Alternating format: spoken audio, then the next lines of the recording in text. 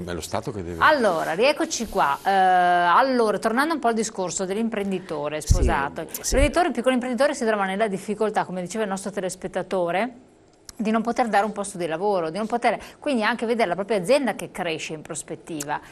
Voi vi confrontate costantemente, dite da un lato a noi va anche bene, dall'altro però insomma non è mica tanto. No, volevo però prima un attimo fare una precisazione. Allora il discorso, noi sono da condannare situazioni come quelle che accadono da noi, in cui vediamo sempre di più crescere la delinquenza, crescere la precarietà, crescere l'insicurezza per quanto riguarda noi, quindi i cittadini italiani. Quindi è chiaro che è da condannare, non si può accettare di accogliere delle persone senza dargli la possibilità di poter lavorare, di poter avere una vita dignitosa. In realtà molti sono venuti perché c'era bisogno di queste figure, non si trovavano. Ecco, così come quando noi siamo andati, quando noi emigravamo, anche molti italiani sono tornati a casa, molti italiani hanno creato danni in quel periodo, hanno lasciato il segno, abbiamo lasciato il segno, come è stato detto, nel tempo. Probabilmente il segno positivo gli immigrati lo lasceranno negli anni con le generazioni che comunque sono nate in Italia e che cresceranno in Italia. Quindi probabilmente questa generazione lascerà anche il segno. Un giorno gli africani diranno, i nigeriani, in Italia abbiamo lasciato il segno, perché la generazione che è nata e che vive e quelle che verranno lasceranno il segno. Ecco, quindi questa noi non dobbiamo distinguere comunque, altrimenti quando andiamo sposato, sì, perché altrimenti quando andiamo per strada, ecco, allora discriminiamo il colore, ecco, questo non è corretto. Non è sopportabile nessuna forma di assistenzialismo più, né nei confronti degli extracomunitari né nei confronti degli italiani, cioè l'assistenzialismo in sé deve essere rivisto. Questo non significa non mettere in condizione le persone di poter vivere e avere una vita dignitosa, però bisogna utilizzare meglio i quattrini che noi produciamo. Ecco, questo ci tenevo a dire, altrimenti rischiamo di fare di denigrare le persone che hanno un colore diverso dal nostro. Ecco. No, ma qui non c'è razzismo. Un attimo, sì. No, ma qui non c'è razzismo, perché poi alla fine va tutto a finire in razzismo. Non c'entra niente di razzismo. C'entra solo che c'è un discorso di giustizia. Io dico che prima, se c'è un posto di lavoro, deve essere occupato prima da uno dei nostri, da un italiano, perché io sono per lo ius sanguinis, per esempio, no? Non sono per lo ius soli. Secondo me ha più diritti un italiano che un altro. Sarà sbagliato, ma non è razzismo sto qua, ma parlo anche nei confronti di uno svizzero, ecco, di un norvegese. I norvegesi sono extracomunitari, anche gli svizzeri. Ecco, se viene qui un norvegese, anche questo va più diritto all'italiano, secondo me è più diritto contestualizzato, nel senso che adesso abbiamo una situazione di un certo tipo che porta l'italiano a voler fare lavori che prima non faceva tempo fa, invece avevamo bisogno anche di extracomunitari. Un attimo solo, c'è una telefonata. Anche questo sarebbe da... Pronto? Pronto, buongiorno, salve, sono Franco da Mantova. Sì, prego, signor Franco. Allora, bisognerebbe fare la barca del DNA e depositare il DNA di Cesaro, signor Cesaro, perché come la pensa come lui ce ne sono troppo pochi. Allora sappiamo tutti, come diceva il signore che è intervenuto prima, che si dà precedenza agli extracomunitari solo per la questione di voti, perché sappiamo tutti che la sinistra non è in difficoltà, in grossissima difficoltà, perché per poter andare a governare senza avere voti ha dovuto ricorrere ai pubblici ministeri politicizzati, che qui in altri paesi non esiste. Cioè, queste cose qui, io sono stato in Germania, sono stato in Svizzera, nascondevo la macchina io, perché mi vergognavo di essere italiano. E a Villa Gambarogno, che è in Svizzera, facendo colazione mi fa uno svizzero del posto: lei è italiano, vero? Io ho detto purtroppo sì. Ma vede, la colpa è vostra. Come nostra? No, parlo di lei. Lei non ha colpa.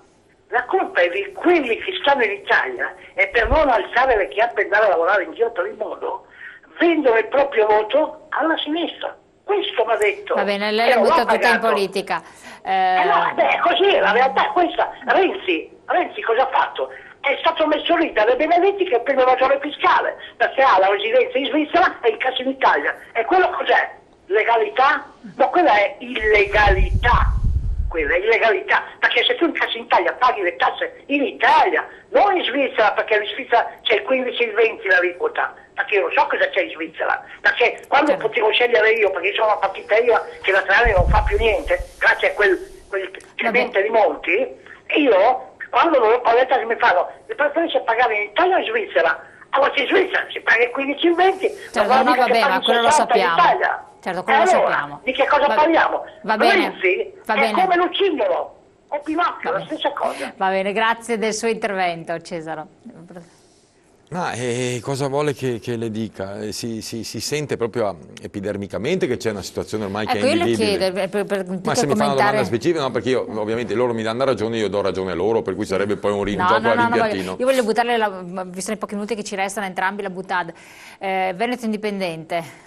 Ma è stata, adesso io non ho capito bene come, ero fuori, ero all'estero quando hanno fatto sta roba qua, è stato fuori un po' di giorni. Comunque se ne parlava già se ne parlava, sì, io non so, una prova mi diciamo pare così, che ci sono stati 2.300.000 voti, ecco, mi sembrano tanti, e se sono ma anche... cosa ne pensa come... Ma è una forma lei punta molto sul centralismo. È una forma di espressione da parte di un popolo, no? Cioè io mi ricordo il comune di Padova nel 1200, quando il podestà, ecco, che non c'era il sindaco, c'era il podestà voleva decidere qualcosa, chiamava a raccolta il popolo padovano, lo chiamava in piazza dei Signori o in piazza delle Erbe o in piazza dei Frutti e diceva ad alta voce: siete d'accordo, volete fare sta roba qua? E la gente si esprimeva, è una forma assoluta di libertà.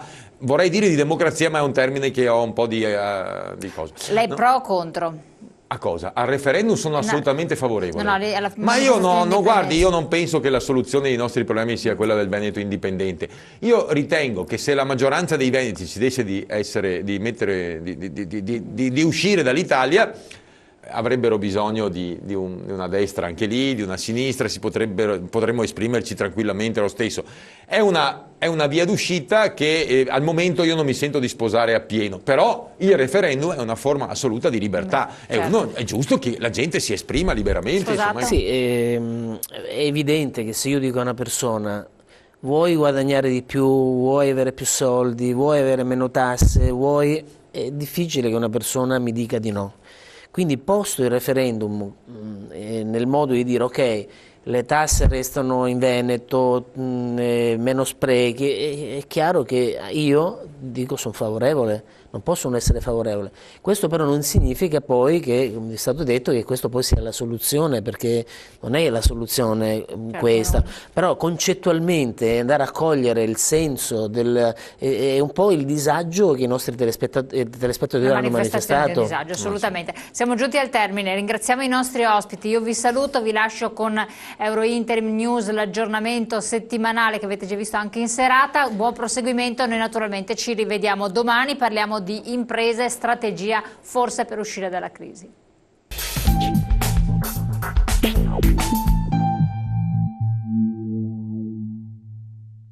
Eurointerim SPA, importante agenzia per il lavoro, con sede nazionale a Padova e con filiali nel centro-nord Italia, chiude il 2013 con un fatturato di 49 milioni di euro, con più di 7.000 posti di lavoro creati e un investimento nella formazione di 1.400.000 euro per attività dedicate ai lavoratori. Sono stati formati 1.500 allievi attraverso 323 diversi percorsi formativi per il trasferimento di competenze professionali. Le aree tematiche prese in considerazione spaziano dagli adempimenti normativi per la sicurezza all'organizzazione aziendale, dalla comunicazione alla gestione del tempo, dalle lingue all'informatica, dalla contabilità a paghe e contributi, fino alla creazione di vere e proprie figure professionali, come saldatori, mulettisti, operatori AutoCAD, addetti macchine CNC, magazzino logistica, addetti ad impianti fotovoltaici e molti altri. Eurointerim mostra una crescita del 13% rispetto all'anno precedente, percentuale superiore rispetto alla media del mercato di riferimento. Nel 2013 Eurointerim ha inoltre seguito i lavoratori nelle attività relative alle politiche attive, erogato servizi di outplacement e ricollocazione professionale e svolto servizi dedicati a chi ha perso il posto di lavoro. Per quanto riguarda le aziende, Eurointerim International Business Unit di Eurointerim SPA segue le aziende all'estero. L'internazionalizzazione e in particolare il raggiungimento di nuovi mercati rappresenta, specie in un periodo di fine crisi, un mezzo efficace per affrontare le difficoltà che le imprese incontrano. Infatti Eurointerim International è attualmente attiva anche in Cina, India, Vietnam, Russia, Romania, Bulgaria, Serbia, Moldavia, Brasile e Cile. Luigi Sposato, presidente di Eurointerim, afferma: i duri dati dell'economia italiana ribadiscono che la risalita dalla recessione è lentissima, Tuttavia resta la speranza di un graduale rafforzamento. Il fatturato 2013 di Eurointerim rappresenta un consolidamento del settore e pone le agenzie per il lavoro al centro tra domanda e offerta di lavoro. E l'intento è quello appunto di non subire la globalizzazione, ma essere attori della globalizzazione.